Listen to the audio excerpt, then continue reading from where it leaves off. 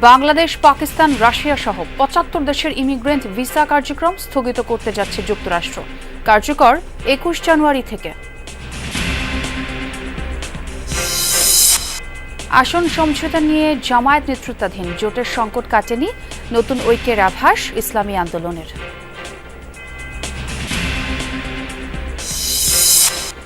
কয়েকটি দলকে সুবিধা দিতেই পোস্টাল ব্যালটের প্রতীকসজ্জায় হেরফের, অভিযোগ বিএনপির।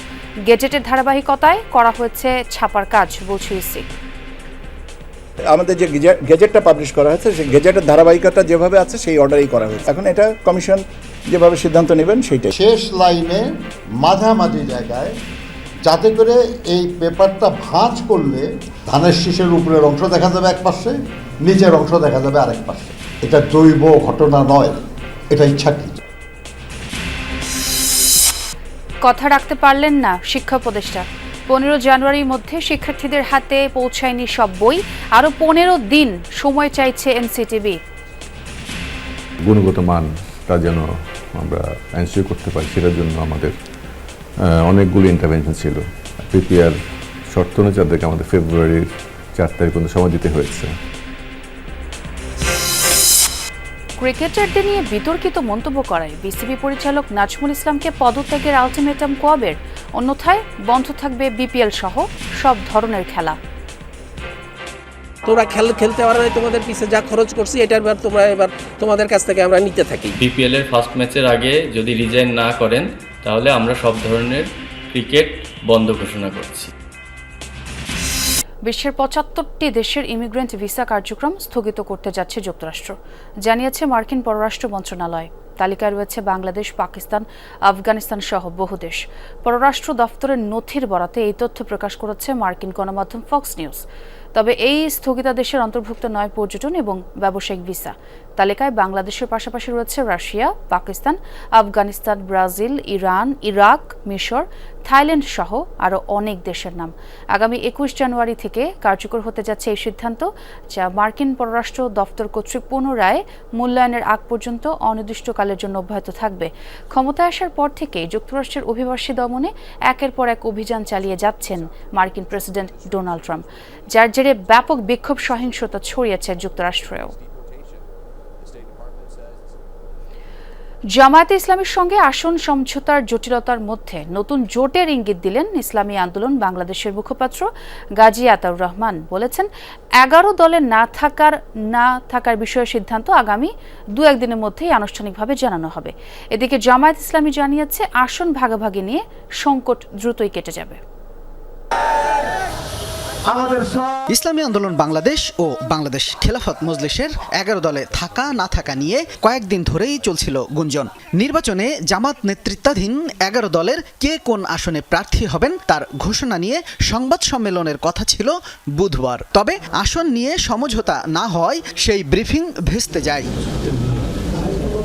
ইসলামী আন্দোলন বাংলাদেশ পরে আনুষ্ঠানিক সংবাদ সম্মেলনের আয়োজন করে। দলটির মুখপাত্র বলেন, সমঝোতার মাধ্যমে আসন দেওয়ার কথা থাকলেও সিদ্ধান্ত চাপিয়ে দেয়া হচ্ছে।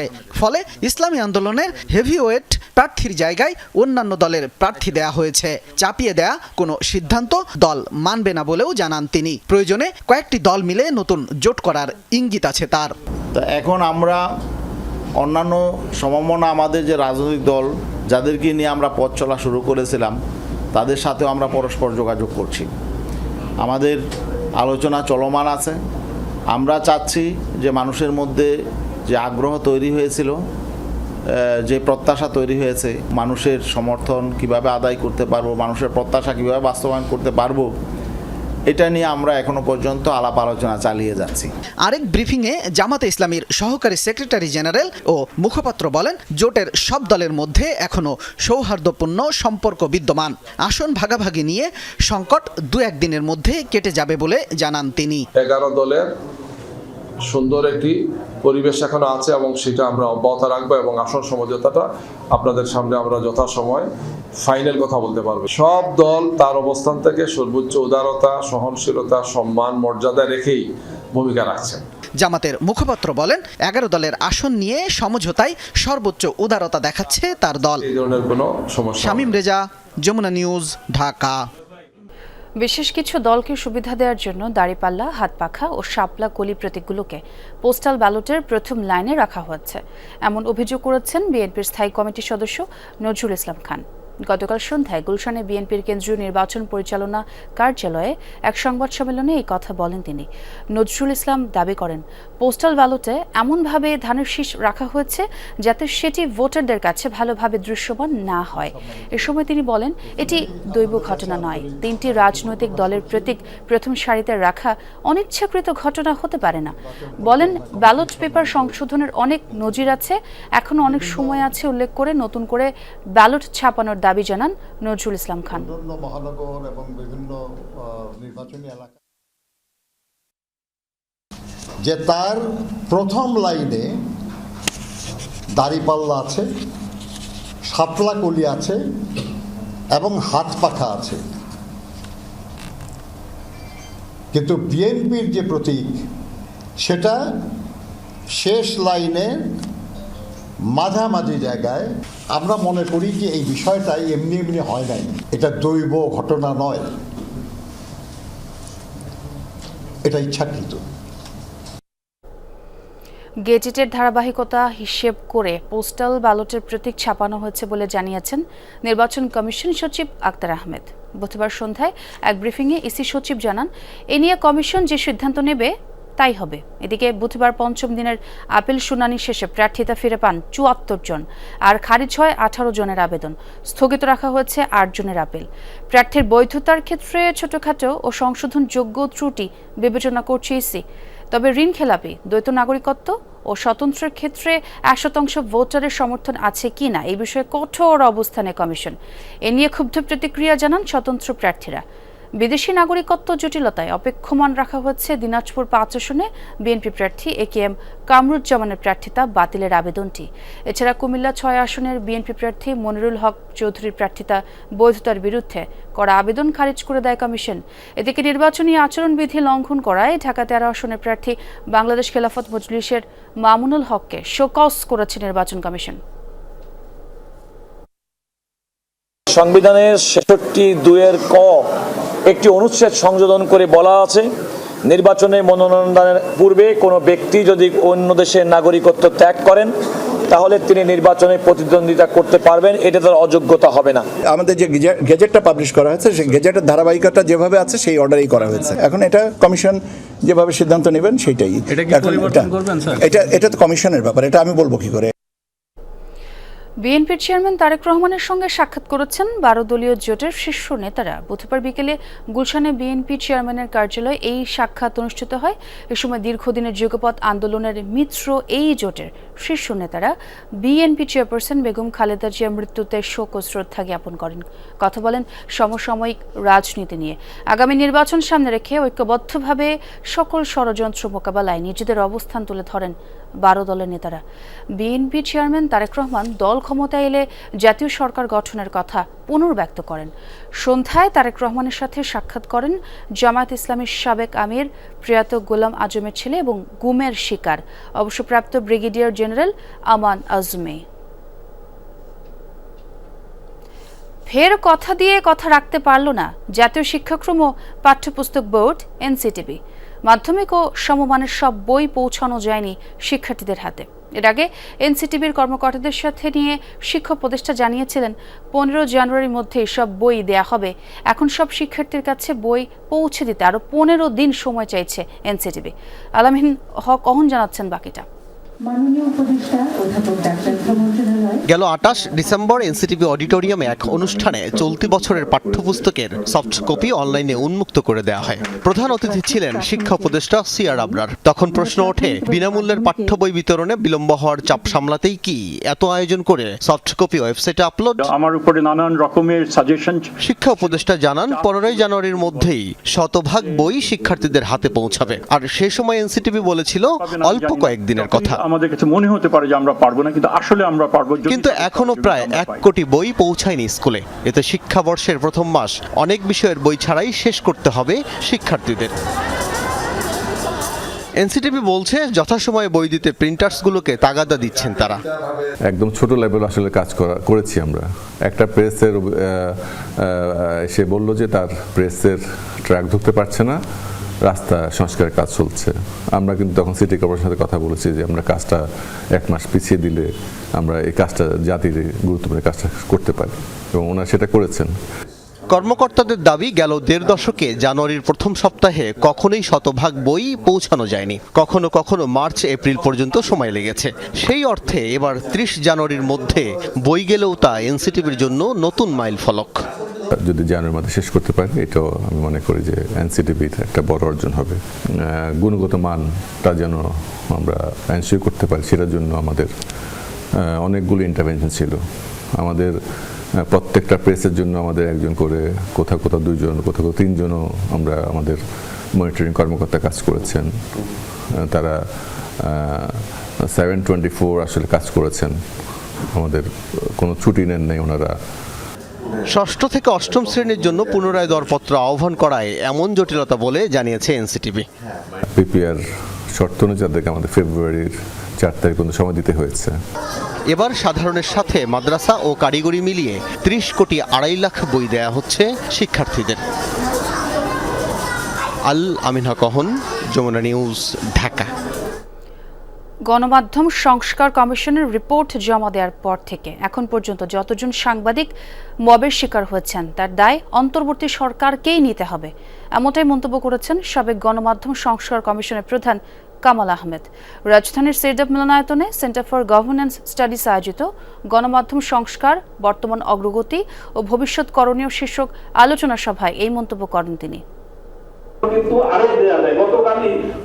সিরডাপে সেমিনারে বক্তব্য রাখেন সিনিয়র সাংবাদিক সংগঠনের নেতা, অধ্যাপক ও গণমাধ্যম সংস্কার কমিশনের সংশ্লিষ্টরা। আলোচনায় উঠে আসে অনলাইনের অপসাংবাদিকতা, মিথ্যা মামলায় সাংবাদিক হয়রানি, সাংবাদিক সুরক্ষা আইনের বাস্তবায়ন, মব সংস্কৃতি এবং সরকারের উদাসীনতা আর আমলাতান্ত্রিকতার কবলে তথ্য উপদেষ্টার অসহায়ত্ব। কিছু প্রভাবশালী লোকজনকে ইভেন সোশ্যাল মিডিয়ায়, ফেসবুকে দিন গুনতে দেখছে। তথ্য প্রকাশের ক্ষেত্রে সবচেয়ে বড় অন্তরায় হিসেবে মব সংস্কৃতি ও ভয়ের পরিবেশ তৈরিকে দায়ী করেন বক্তারা। তারা বলেন সরকারই এই পরিস্থিতির জন্য দায়ী, কেননা সরকার কোনো কার্যকর পদক্ষেপ নেয়নি।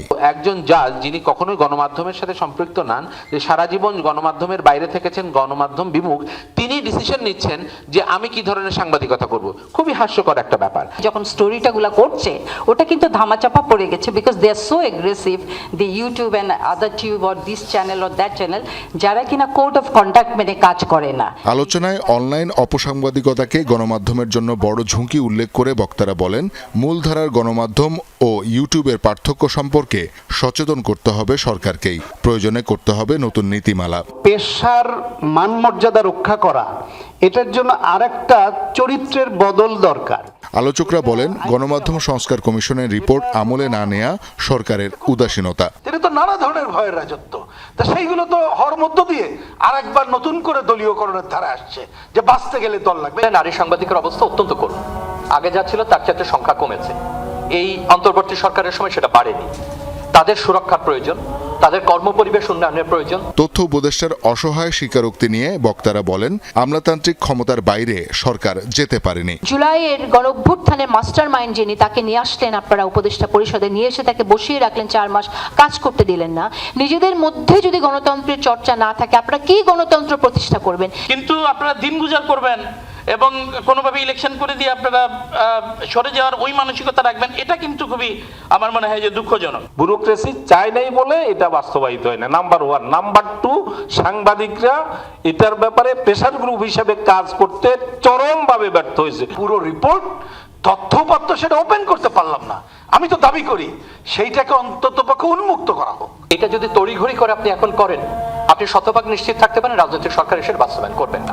সবশেষে কথা বলেন গণমাধ্যম সংস্কার কমিশনের সাবেক প্রধান কামাল আহমেদ। তিনি অভিযোগ করেন রিপোর্ট প্রদানের পর থেকে এখন পর্যন্ত আক্রান্ত সাংবাদিকদের দায় সরকারের। যতজন সাংবাদিক যত জায়গায় লাঞ্ছনার শিকার হয়েছেন, আক্রমণের শিকার হয়েছেন, তার সম্পূর্ণ দায় দায়িত্ব এই সরকারের।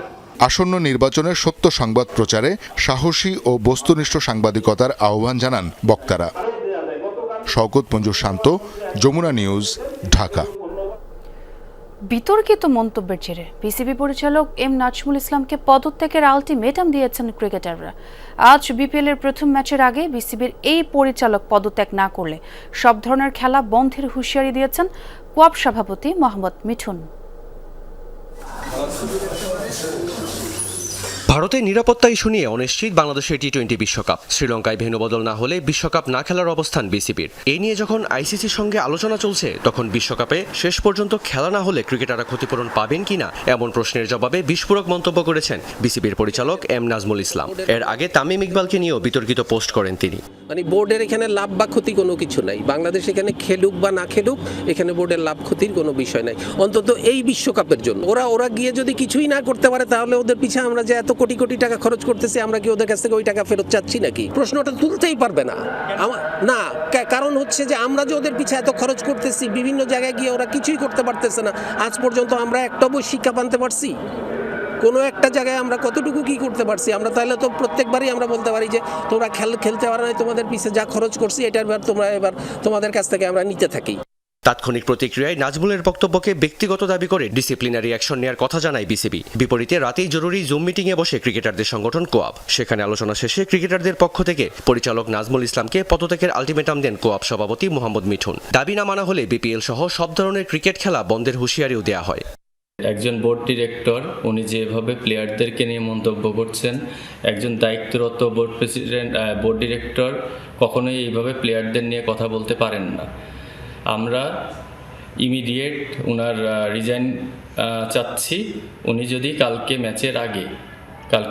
বিপিএল এর ফার্স্ট ম্যাচের আগে যদি রিজাইন না করেন, তাহলে আমরা সব ধরনের ক্রিকেট বন্ধ ঘোষণা করছি। কোয়াবের মিটিংয়ে ছিল না প্রশ্ন করার সুযোগ। এর আগে প্রথম বিভাগ ক্রিকেট বয়কট করেছে শীর্ষস্থানীয় বেশ কয়েকটি ক্লাব। অনেক ক্রিকেটার খেলার সুযোগ না পেয়ে আর্থিক ক্ষতির মুখে পড়লেও খেলা বন্ধের হুঁশিয়ারি দেয়নি cricketers welfare association কোয়াব। Riyan রাফতি, Jamuna sports, Dhaka. এবারের নির্বাচনে চট্টগ্রামে মোট ভোট কেন্দ্রের 75 ভাগেরও বেশি ঝুঁকিপূর্ণ। এর মধ্যে সংঘাত সহিংসতায় উত্তপ্ত রাউজান, রাঙ্গুনিয়া, হাটহাজারী এই 3 সংসদীয় এলাকা রেড জোন এর আওতাভুক্ত। অতি ঝুঁকিপূর্ণ সব কেন্দ্র ঘিরে বিশেষ নিরাপত্তা পরিকল্পনা নিয়েছে নির্বাচন কমিশন, পুলিশ ও প্রশাসন। 24-এর 5 আগস্টের পর থেকে সংঘাতে উত্তপ্ত চট্টগ্রামের রাউজান। 1.5 বছরে খুন হয়েছে 18 জন। রাঙ্গুনিয়া ও হাটহাজারীতেও ঘটেছে একাধিক ঘটনা। সাম্প্রতিক এসব সহিংসতা আর ভৌগোলিক অবস্থান বিবেচনায় আসন্ন নির্বাচনে এই 3 সংসদীয় এলাকাকে অতি ঝুঁকিপূর্ণ হিসেবে চিহ্নিত করেছে পুলিশ। সবকটি কেন্দ্র ঘিরে থাকছে বিশেষ নিরাপত্তা পরিকল্পনা। আমরা তো জানবো আগে থেকে যে কারা এরকম ঘটনা ঘটাতে চায়, তাদের জন্য বিপদ আছে, এবং এমনিতে নির্বাচন কমিশন থেকে তো তাদের ব্যাপারে কিছু ব্যবস্থা নেওয়ার প্রত্যয় ব্যক্ত করা হয়েছে। বাট পাশাপাশি আমরাও যদি প্রয়োজন হয় সেখানে যত পরিমাণ শক্তি প্রয়োগ করতে হয়, যত পরিমাণ জনবল এনগেজ করতে হয় আমরা করব, কিন্তু কাউকে ভোট ছিনিয়ে নেওয়ার চেষ্টা করার কোনো সুযোগ আমরা দেব না। এই 3টি সহ চট্টগ্রামে 16টি সংসদীয় আসনে মোট ভোট কেন্দ্র 1965টি। পুলিশের হিসাবে এর মধ্যে অধিক ঝুঁকিপূর্ণ 655টি এবং ঝুঁকিপূর্ণ প্রায় 836টি কেন্দ্র। আমাদের কাছে আসলে প্রত্যেকটি আসনই গুরুত্বপূর্ণ, অবশ্যই প্রত্যেকটি আসনই গুরুত্বপূর্ণ, প্রত্যেকটি নাগরিকই গুরুত্বপূর্ণ, প্রত্যেকটি ব্যক্তির ভোটই গুরুত্বপূর্ণ। আমাদের কাছে নিরাপত্তার সংজ্ঞা যেখানে যেখানে আছে সেগুলোকে আমরা আমাদের মতো করে সাজাতে চেষ্টা করছি। নেভি, কোস্টগার্ড, বিজিবি, র্যাব এবং পুলিশ বাহিনী সহ আমরা সেখানে একটা নিরাপত্তার চাদর আমরা তৈরি করার চেষ্টা করছি। ঝুঁকিপূর্ণ প্রতিটি কেন্দ্রে সিসিটিভি ক্যামেরা স্থাপন, পাশাপাশি আইনশৃঙ্খলা রক্ষাকারী বাহিনীর বাড়তি ফোর্স মোতায়েনের কথা জানিয়েছে নির্বাচন কমিশন। আমাদের পুলিশের স্ট্রাইকিং ফোর্স, মোবাইল ফোর্স, এই বিভিন্নভাবে আমাদের কেন্দ্রভিত্তিক যে সিকিউরিটি এগুলো মাঠে থাকবে, এবং নির্বাচনী যে দণ্ড 1 থেকে 1.5 বছর, 1 বছর, 7 বছর, এগুলো তাদের জন্য ধার্য হয়ে যাবে। চট্টগ্রামে 16 আসনে এবার মোট ভোট কক্ষ 12,595টি। ভোটার সংখ্যা 66,82,517 জন।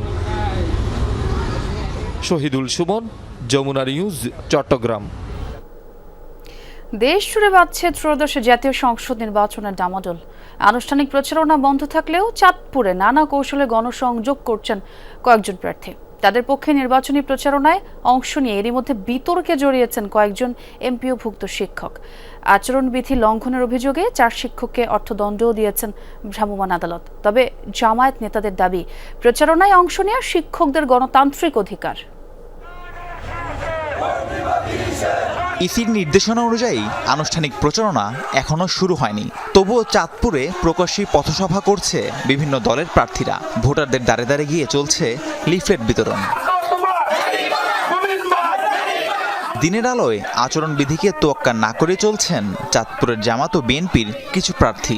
শুধু এখানেই নয়, তাদের প্রচারণায় মাঠে নামার অভিযোগ উঠেছে এমপিওভুক্ত শিক্ষকদের বিরুদ্ধেও। সরকারি কর্মকর্তা বা এমপিওভুক্ত শিক্ষকরা কোন অবস্থাতেই কোনো প্রচারণা করা সম্ভব না, কারণ এটা একটা প্রশ্নবিদ্ধ হয়ে যায়। ওনারা তো ন্যাচারালি নির্বাচন প্রিসাইডিং অফিসারের দায়িত্ব পালন করে। সেই ক্ষেত্রে যদি ওনারা কারণ প্রার্থীর পক্ষে নির্বাচন প্রচারণা অংশগ্রহণ করে, তাহলে তাদের নির্বাচনটা মানুষের গ্রহণ করাটা প্রশ্নবিদ্ধ হয়ে দাঁড়ায়। এরই মধ্যে আচরণবিধি লঙ্ঘনের অভিযোগে শাহরাস্তিতে জামাতপন্থী 3 জন ও বিএনপিপন্থী 1 জন শিক্ষককে অর্থদণ্ড দিয়েছেন ভ্রাম্যমাণ আদালত। ভবিষ্যতে যেন তারা প্রচারণায় অংশ না নেন সে বিষয়ে দেয়া হয় কড়া নির্দেশ। তবে প্রচারণায় অংশ নিতে না দেয়ায় শিক্ষকদের গণতান্ত্রিক অধিকার ক্ষুণ্ণ হয়েছে বলে অভিযোগ জামায়াত নেতার। এখানে একজন বেসরকারি শিক্ষা প্রতিষ্ঠানের এমপিভুক্ত শিক্ষক যেখানে এমপি নির্বাচন করতে পারতেছেন, কিন্তু একইভাবে ওই এমপির পক্ষে আরেকজন এমপিভুক্ত শিক্ষক প্রচারণা অংশগ্রহণ করতে পারবে না, এই ধরনের যেই একটা বৈরিতা মানে আমরা দেখতে পাচ্ছি বিভিন্ন জায়গায়, এটা আসলে সুস্পষ্ট একটা আইনের লঙ্ঘন। আচরণবিধি আমরা পড়েছি, আইনের কোনো ধারায় কোনো জায়গায় এমন কোনো কথা বলা নেই যে এমপিভুক্ত শিক্ষকরা নির্বাচনী কাজে অংশ নিতে পারবেন না। অথচ দেখা যাচ্ছে কোনো জায়গায় প্রশাসনের পক্ষ থেকে বাধা প্রদান করা হচ্ছে। রিটার্নিং কর্মকর্তার মাধ্যমে নির্বাচন কমিশন বরাবর বিষয়টি সুরাহার জন্য চিঠি পাঠিয়েছে জামাত নেতারা। নির্বাচন সংশ্লিষ্টরা বলছেন, সরকারি সুবিধাভোগীদের নিরপেক্ষতা নিশ্চিত করতেই এই বিধিনিষেধ রাখা হয়েছে। সুস্পষ্ট বিধিতে লেখা আছে সরকারের সুবিধাভোগী কেউ নির্বাচনী প্রচার, এই শব্দটা আপনাকে বুঝতে হবে, নির্বাচনী প্রচার কার্যে অংশগ্রহণ করতে পারবে না। এই বিষয়টা যদি কেউ ব্যত্যয় করে তাকে অবশ্যই শাস্তির আওতায় আনা হবে। এমপিওভুক্ত শিক্ষকরা প্রচারণায় অংশ নিতে পারবেন কিনা সেই বিষয়ে স্পষ্ট নির্দেশনা প্রদানের আহ্বান প্রার্থীদের। রাহিম সারোয়ার, যমুনা নিউজ। দর্শক, আমরা এবারে রাজধানীর বাইরে সবজি বাজারের খবর আপনাদের জানাতে চাই। রংপুরের খবর জানবো, সেই খবর জানাবেন সহকর্মী সরকার মাঝহারুল মান্নান। মাঝহার, বাজারে সবজির সরবরাহ কেমন এবং সেটির উপরই তো আসলে দাম নির্ভর করছে, সেই খবরও জানাবেন আমাদের।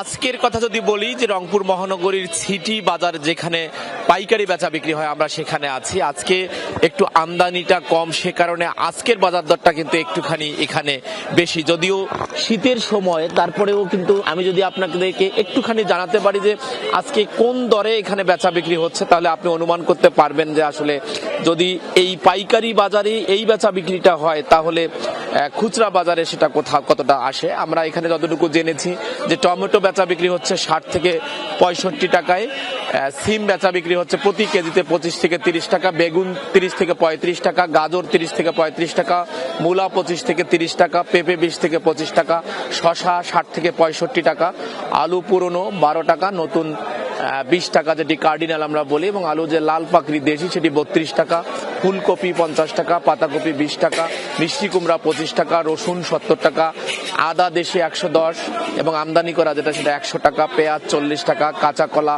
প্রতি হালি 20 টাকা, কাঁচা মরিচ 90 টাকা, লেবু প্রতি ডজন 40 টাকা, পটল সব থেকে বেশি দাম 140 টাকা এবং লাউ প্রতি পিস 50 টাকা, এবং শাকসবজি যেটি আছে সেটি 10 থেকে 15 টাকার মধ্যে। অর্থাৎ এটি শীতের সময় এখন, কিন্তু তারপরেও এই দামটা ঊর্ধ্বমুখী। যারা ক্রেতা এবং বিক্রেতা আছেন তারা যেটি বলছেন, বিক্রেতারা বলছেন যে যেহেতু এই মুহূর্তে আজকের বাজারে একটু আমদানিটা কম, সে কারণে আজকের বাজারটা একটু বেশি, এবং গতকাল এইটি একটু আর একটু কম ছিল, কিন্তু আজকে সেটি একেবারে একটু বেশি। এবং ক্রেতারা যেটি বলছেন যে শীতের সময়ে যদি এই শীতের শাকসবজি এবং অন্যান্য বিষয়গুলো এত দাম হয় তাহলে আর কিছুদিন যখন যাবে তখন আসলে বাজারটা কোথায় গিয়ে দাঁড়াবে, এই জন্য তারা বাজার মনিটরিং করার দাবি তুলেছেন। নামা করছে, বুঝতে পেরেছি, অনেক ধন্যবাদ মাঝহার। ব্রাহ্মণবাড়িয়ার আশুগঞ্জ ও রাজবাড়ীর পাংশায় ট্রাক চাপায় মোটরসাইকেলের 4 আরোহী নিহত হয়েছেন। বুধবার সন্ধ্যায় ঢাকা সিলেট মহাসড়কের সোনারামপুর সেতুর ওপর হয় দুর্ঘটনা। নিহতরা হলেন কিশোরগঞ্জের ভৈরব উপজেলার শামাউন ও আব্দুর রহমান। পুলিশ জানায়, মোটরসাইকেলে 2 যুবক ভৈরবের দিকে যাচ্ছিলেন। পথে বিপরীত দিক থেকে আসা একটি ট্রাক মোটরসাইকেলকে চাপা দেয়। এতে মোটরসাইকেলটি দুমড়ে মুচড়ে 2 আরোহী আহত হন। অন্যদিকে রাজবাড়ীর পাংশায় ট্রাক চাপায় মোটরসাইকেলের 2 আরোহী নিহত হয়েছে। বুধবার রাত 10টায় সুগন্ধা ফিলিং স্টেশন এলাকার রাজবাড়ী কুষ্টিয়া আঞ্চলিক মহাসড়কে এই দুর্ঘটনা ঘটে। এরপরই ট্রাকটি পালিয়ে যায়। আর পুলিশ জানিয়েছে, নিহত মিরাজ ও সজীব আজিজ সর্দার বাস স্ট্যান্ড থেকে ফিরছিল।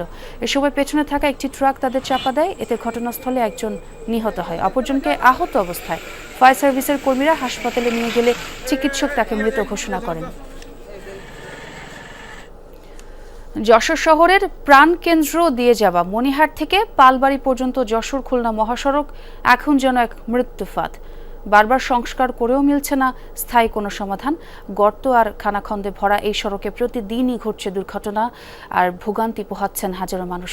অভিযোগ উঠেছে, সংস্কারের নামে চলছে দুর্নীতি ও অর্থ লুটপাট। যশোর খুলনা মহাসড়কের 4.44 কিলোমিটার দীর্ঘ পালবাড়ি থেকে মনিহার পর্যন্ত অংশটি শহরের পশ্চিম পূর্ব প্রান্তকে যুক্ত করেছে এক সুতায়। এই পথ দিয়েই প্রতিদিন চলাচল করে দেশের প্রায় বেশিরভাগ রুটের যানবাহন। স্থানীয়রাও শহর ও আশপাশের এলাকায় যাতায়াতে নির্ভর করে এই সড়কের ওপর। কিন্তু ব্যস্ত এই সড়কটি এখন আতঙ্কের নাম। বড় বড় গর্ত, খানাখন্দ আর ভাঙাচোরা পিচঢালা রাস্তায় মাঝে মধ্যেই ঘটছে দুর্ঘটনা। শীত, গ্রীষ্মে ধুলাবালি আর বর্ষায় কাদায় পরিণত হয় পুরো সড়কটি। রাস্তাঘাট ভেঙে চুরে গেছে, অ্যাক্সিডেন্ট হচ্ছে, কারোর পা ভাঙছে, কারোর হাত ভাঙতেছে। রানিং রিক্সার থেকে অনেকে পড়ে যাচ্ছে, ইজি বাইকেতে পড়ে কারোর হাত ভেঙে যাচ্ছে, পা ভেঙে যাচ্ছে, মাথা ফেটে যাচ্ছে।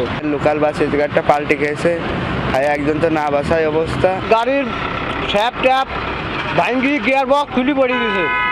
রাস্তার কারণে এইসব করানো হয়েছে।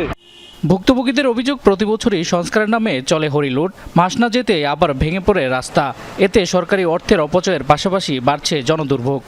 গাড়ি এদিক ওদিক করলে প্যাসেঞ্জারও টালমাটাল হয়ে যায়। খুবই কষ্ট হয় বাংলা থেকে চলতে। মনে করেন স্বাস্থ্যের অনেক ঝুঁকি আর গাড়ির অনেক ক্ষতি। আমরা চাই যে সংস্কারের জায়গায় সংস্কারই হোক।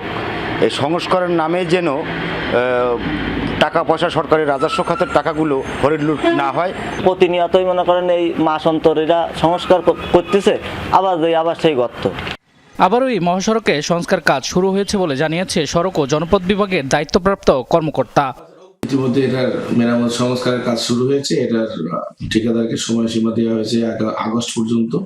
কিন্তু আমরা আশা করতে পারি যে খুব দ্রুতই 2-2.5 মাসের মধ্যে হয়তো আমরা এটা খুব সুন্দরভাবে আমাদের জনগণকে উপহার দিতে পারবো। স্থানীয়রা বলছে, দিন দিন সড়কটি হয়ে উঠেছে প্রাণঘাতী। তাই সংস্কারের নামে লুটপাট নয়, টেকসই স্থায়ী সমাধান চায় তারা। শামস তাবরিজ উচ্ছ্বাস, যমুনা নিউজ। দিনাজপুর অঞ্চলে আমন ধান কাটা ও মারাই প্রায় শেষ পর্যায়ে। কৃষকরা বলছেন, মৌসুমের শেষ দিকে বৃষ্টি বেশি হওয়ায় এবার মোটা জাতের ধানের ফলন আশানুরূপ হয়েছে। তবে দাম নিয়ে সন্তুষ্ট নন চাষিরা। অন্যদিকে সুগন্ধি জাতের চিনি গুঁড়া ধানের ফলনে বিপর্যয় হলেও এই ধান কেজিতে 25 থেকে 30 টাকা বেশি দরে বিক্রি হচ্ছে। কৃষি নির্ভর দিনাজপুরে দিন দিন বাড়ছে চিকন ধানের আবাদ। চাহিদার কারণে দাম বেশি হওয়ায় সুগন্ধি জাতের এই ধান চাষে ঝুঁকছেন কৃষক। জেলায় এবার উপসি জাতের ধান চাষ হয়েছে 2,48,630 হেক্টর জমিতে। তবে অতিরিক্ত বৃষ্টির কারণে আশানুরূপ ফলন হয়নি। ফলন কম হলেও এই ধানের দাম চড়া। ধান ওঠার সাথে সাথেই দাম বেড়েছে কেজিতে 20 থেকে 25 টাকা, বাড়ছে প্রতিনিয়তই। জানুয়ারির প্রথম সপ্তাহে প্রতি কেজি চিনি গুঁড়া চাল বিক্রি হয়েছে 135 থেকে 140 টাকা দরে।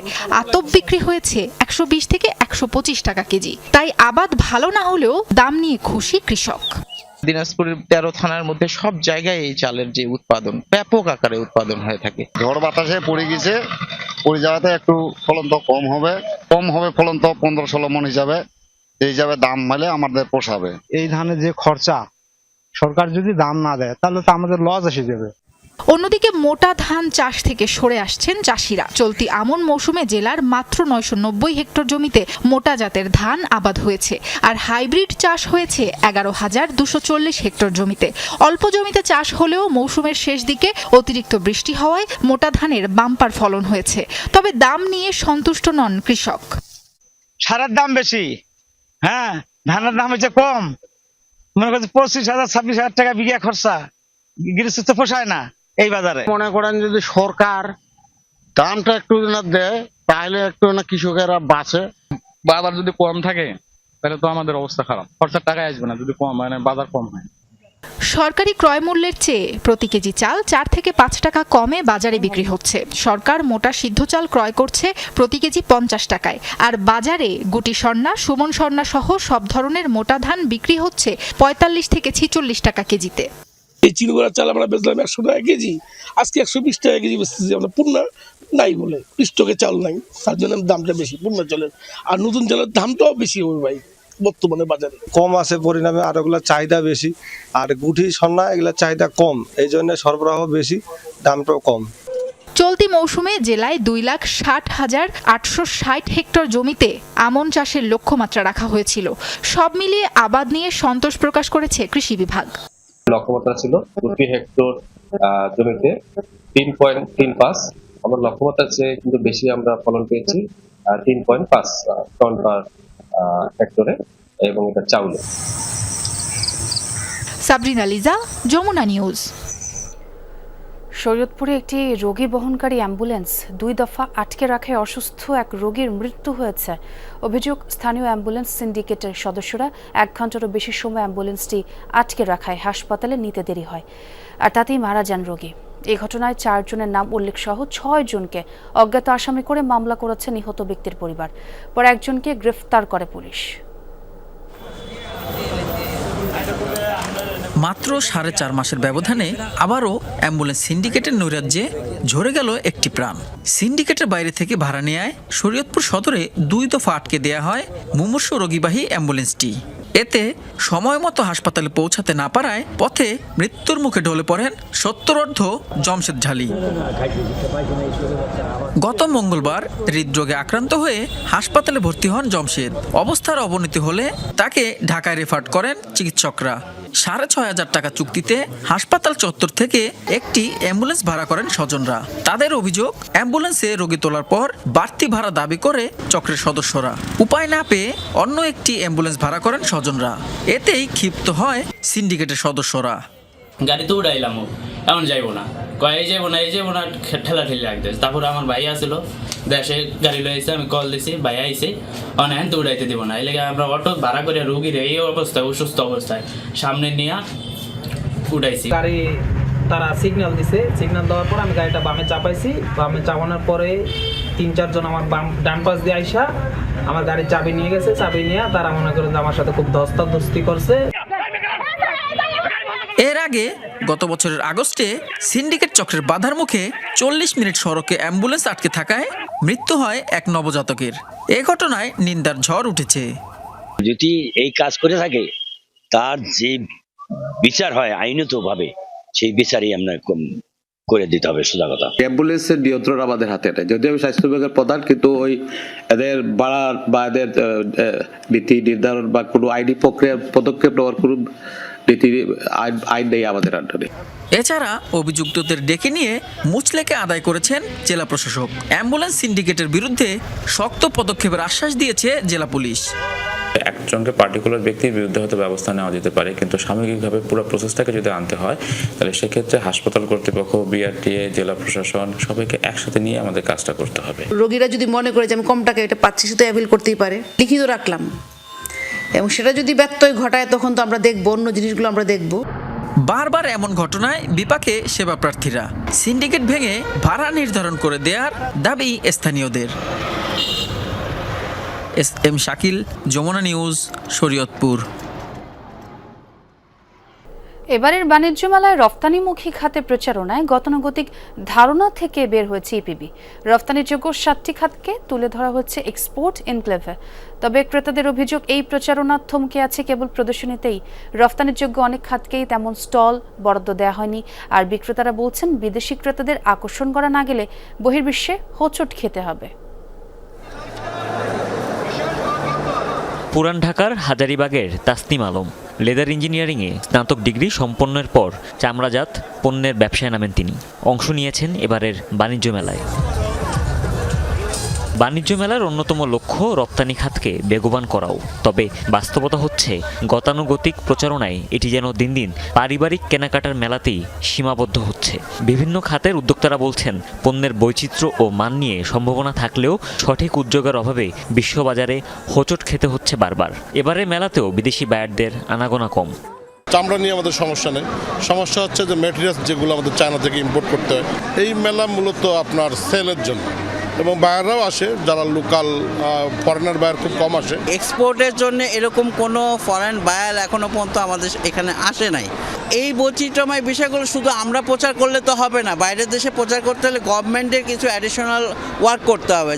রপ্তানি খাতকে বেগবান করতে এবছরই প্রথম ব্যতিক্রমী উদ্যোগ নিয়েছে রপ্তানি উন্নয়ন ব্যুরো ইপিবি। চামড়া, পাটজাত পণ্যসহ হোম ডেকোরের বিভিন্ন সরঞ্জাম শোভা পাচ্ছে তাতে। তবে শুধু এই উদ্যোগে কি যথেষ্ট? ক্রেতাদের অভিযোগ, স্টল বরাদ্দের ক্ষেত্রে রপ্তানিমুখী দু একটি খাতই প্রাধান্য পেয়েছে। সঠিক প্রচারণা আরেকটু বেশি করা উচিত, ফেসবুক বা ইউটিউব দিয়ে আরও অনলাইন প্ল্যাটফর্মে করা উচিত, তাহলে জিনিসগুলো আরও বিস্তার লাভ করবে। পাটজাত ছাড়া আমি লেদার রিলেটেড যেই পণ্যগুলা ওইভাবে ডিসপ্লে বা ওইভাবে স্টল নিয়ে বসা, বা এই যে আমাদের আমরা যে হাজার হাজার পণ্য বা বিভিন্ন ধরনের ক্রিয়েটিভিটি দিয়ে একটা প্রোডাক্ট তৈরি করতেছি, সেটা আসলে আমি দেখতেছি না। বহির্বিশ্বের বায়ারদের কাছে রপ্তানিযোগ্য পণ্য তুলে ধরতে শুধু বাণিজ্য মেলা নয়, বরং বছরে একাধিক গ্লোবাল সোর্সিং ফেয়ারের আয়োজন করতে চায় ইপিবি। পাশাপাশি আন্তর্জাতিক নানা বাণিজ্যিক আয়োজনেও দেশি প্রতিষ্ঠানের অংশগ্রহণ নিশ্চিত করা হচ্ছে। 25-26 অর্থ বছরে রপ্তানি উন্নয়ন ব্যুরো আমাদের রপ্তানিকারকদের বিশ্বের 46টি মেলাতে অংশগ্রহণে সহায়তা করছে। একটি বা দুটি করে প্রতি বছর এইটি নিয়মিত গ্লোবাল সোর্সিং এক্সপো চালিয়ে যাব, এবং হয়তো ভবিষ্যতে ধীরে ধীরে এটি সংখ্যা আমরা চাহিদার ভিত্তিতে আরও বাড়াবো। এবারের আয়োজনে পেপার ও প্যাকেজিং পণ্যকে প্রোডাক্ট অব দ্য ইয়ার ঘোষণা করা হয়েছে। হুমায়ুন রশিদ, যমুনা নিউজ, ঢাকা। মার্কিন প্রেসিডেন্ট ডোনাল্ড ট্রাম্পের শুল্কারোপের ঘোষণায় অস্থির হয়ে উঠেছে ইরান ভারতের আন্তঃবাণিজ্য। ইরানের সাথে বাণিজ্য করলে 25% বাড়তি মার্কিন শুল্ক গুনতে হবে, এমন হুমকিতে বিপাকে পড়েছেন ভারতের রপ্তানিকারকরা। থমকে গেছে চাল রপ্তানি কার্যক্রম। দিল্লিতে দেখা দিয়েছে ইরান থেকে আমদানি করা ফলের সংকট। ভারতীয় বাসমতি চালের বড় গন্তব্য ইরান, কিন্তু রফতানি বাণিজ্যে দেখা দিয়েছে ঘোর অনিশ্চয়তা। বাড়তি মার্কিন শুল্ক আরোপের ঘোষণা এবং ইরানের অভ্যন্তরীণ অস্থিরতায় কার্যত স্থবির হয়ে পড়েছে উভয় দেশের বাণিজ্য। ইরান আমাদের দ্বিতীয় বৃহত্তম বাসমতি চালের বাজার। প্রতি বছর $75 কোটি চাল সেখানে যায়, কিন্তু বাড়তি শুল্ক আরোপের খবরে পুরো সাপ্লাই চেইনে আতঙ্ক ছড়িয়েছে। ইরানি আমদানিকারকদের সাথে যোগাযোগ বিচ্ছিন্ন হয়ে পড়েছে। চাবাহার এবং বন্দর আব্বাসে বিপুল পরিমাণ পণ্য মজুত আছে। ইরানের সাথে ক্রমান্বয়ে বাণিজ্য কমছে ভারতের। 2018 সালে $350 কোটি পণ্য রপ্তানি হতো, গত অর্থ বছরে তার নেমে এসেছে $124 কোটি।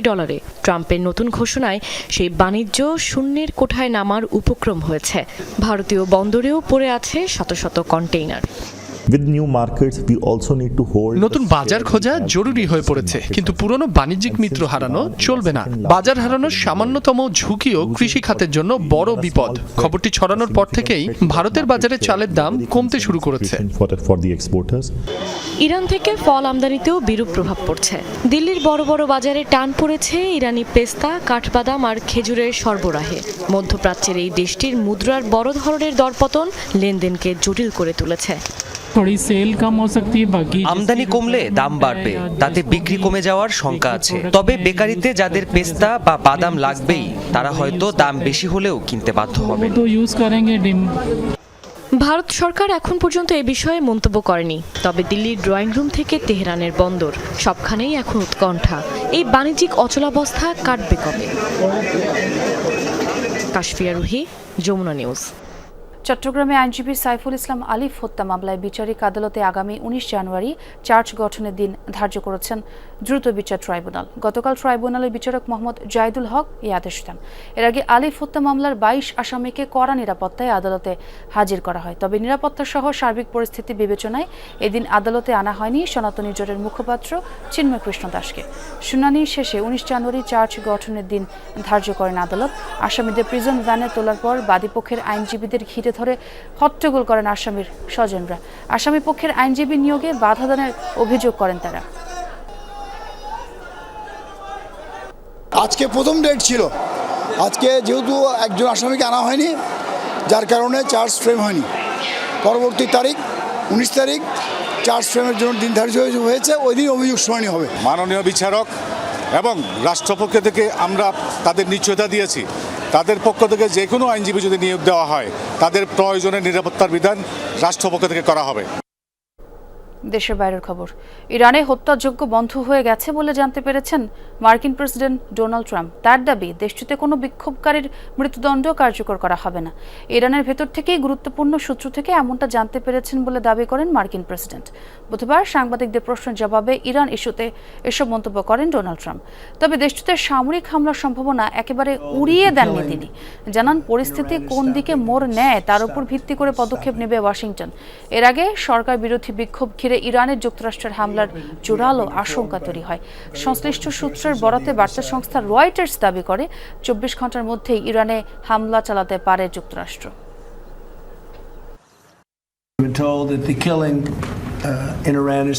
আমাদের বলা হয়েছে যে ইরানে হত্যাকাণ্ড বন্ধ হয়েছে, মৃত্যুদণ্ড কার্যকর করারও কোনো পরিকল্পনা নেই তাদের। অপরপক্ষের অত্যন্ত গুরুত্বপূর্ণ সূত্র আমাদের জানিয়েছে, আমরা তা খোঁজ নিয়ে দেখব। এদিকে মার্কিন হামলার শঙ্কার জেরে 2 ঘন্টারও বেশি সময় ধরে বন্ধ ছিল ইরানের আকাশ সীমা। তবে দেশটির অভিমুখী এবং ইরান থেকে ছেড়ে যাওয়া ফ্লাইটগুলোর জন্য আকাশ সীমা সীমিত আকারে চালু ছিল। ট্র্যাকিং ওয়েবসাইট ফ্লাইট রাডার 24 নিশ্চিত করেছে এই তথ্য। বৃহস্পতিবার স্থানীয় সময় ভোর 4টার সময় নিষেধাজ্ঞা তুলে নেয় কর্তৃপক্ষ।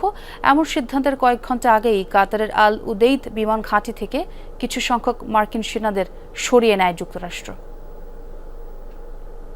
ইসলামী বিপ্লবের পর বিক্ষোভ সংঘাত মোকাবেলা করেই প্রায় 4 দশক ধরে টিকে রয়েছে ইরানের ইসলামিক প্রজাতন্ত্র। বিশ্লেষকরা বলছেন, বিরোধীদের ভঙ্গুর অবস্থান ও নিজেদের মধ্যে বিভক্তি খোমেনি ও খামেনির শাসন টিকিয়ে রাখতে বড় ভূমিকা রেখেছে। বিভিন্ন সময় সাধারণ জনতা আন্দোলনে নামলেও মতপার্থক্য ভুলে ঐক্যবদ্ধ হতে পারেনি বিরোধী দলগুলো, যা তাদের পরিণত করেছে খামেনির দুর্বল প্রতিপক্ষে। আর তাই শাসকদের কঠোর অবস্থানের কারণে সফল হয়নি কোনো আন্দোলনই। বিক্ষোভ সহিংসতা নতুন নয় ইরানে। ইসলামী বিপ্লবের পর 2009 সালে প্রথম বড় আন্দোলনের মুখে পড়ে আয়াতুল্লাহ আলী খামেনির সরকার। এরপর গত 2 যুগে আরও কয়েকবার রাজপথে নেমেছিল সরকার বিরোধীরা, কিন্তু কোনো আন্দোলনই শেষ পর্যন্ত সফলতার মুখ দেখেনি। আয়াতুল্লাহ রুহুল্লাহ খোমেনির মৃত্যুর পর 3 যুগ ধরে ইরান শাসন করছেন আয়াতুল্লাহ আলী খামেনি। বিরোধীদের রক্তচক্ষু উপেক্ষা করে কিভাবে বছরের পর বছর নিজের শাসন ক্ষমতা টিকিয়ে রাখছেন এই নেতা?